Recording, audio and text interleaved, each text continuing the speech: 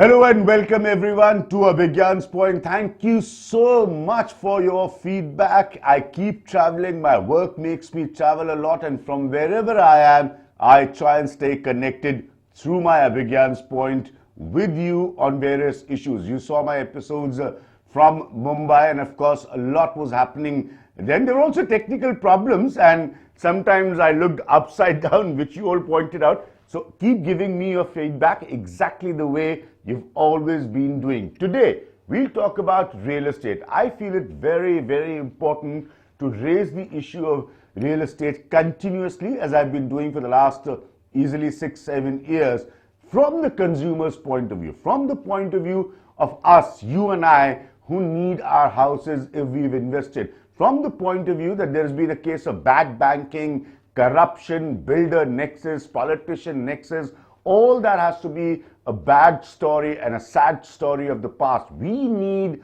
our houses. Why I have picked up to talk about real estate today is for two reasons. Because I visited Mumbai recently, the biggest real estate hub of India, and of course Noida for reasons related to work, where we've been fighting a very intense battle, and eventually that battle has become slightly consumer friendly, and as I had predicted many years ago, particularly in the case of Amrapali and corrupt builders like that the day government intervenes, and of course the great Supreme Court of India has been very, very positive and instrumental in getting people's right, there will be a change. There is expected to be a change. But if you look at the SOPs, the measures announced by the government of India, by the finance minister, to lift the sentiments of the real estate industry, it is not yet delivering what it should. But I still want to give it a bit of a time because there are no immediate turnarounds that I was also expecting in the real estate sector.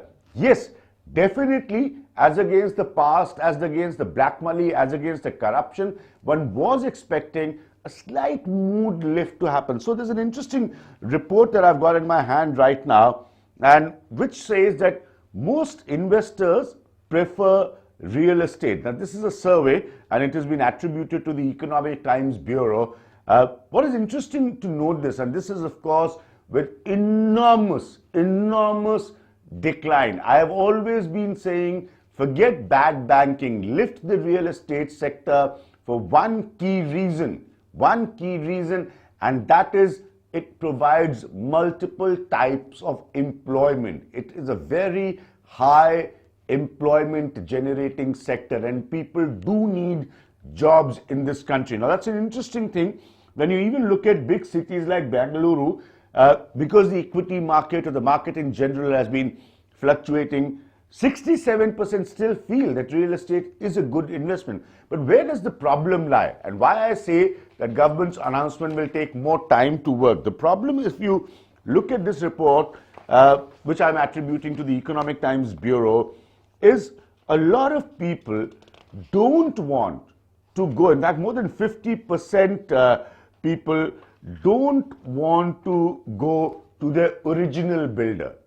The reason is that once the builder has floundered, once the builder has made mistakes, once the builder is seen as financially corrupt, once the builder is seen as non-committal, people don't want to go back to that builder. So all those builders who've stood by their commitment, who stood by their brand, who've stood by their credibility, people still want to go back to that builder. And the story and the game is entirely about end user, the person who's bought the flat to live in it, in that apartment, in that plot of land, in that house, which is his dream house. That is a much larger expanse now than those who wanted to invest quick money, make quick money through various means of corruption also when it came out in numerous criminal investigations, and run away from the real estate. That story has ended. That story is not taking another leap forward and should not take another leap forward. But those who are interested in finally getting their product, there is still a market, although in my opinion, government reforms on the real estate are good, but it has to be monitored properly. It has to be looked after properly. It's a very big sector. Government has come up with yojanas and schemes so that the housing, particularly for the great Indian middle class, is more easily available and builders fulfill their commitment, there is also a sense of hope with RERA, with the regulation law, which looks better to what the systems were earlier. So all in all, not so much gloom, but I would still say the government has put the right foot forward.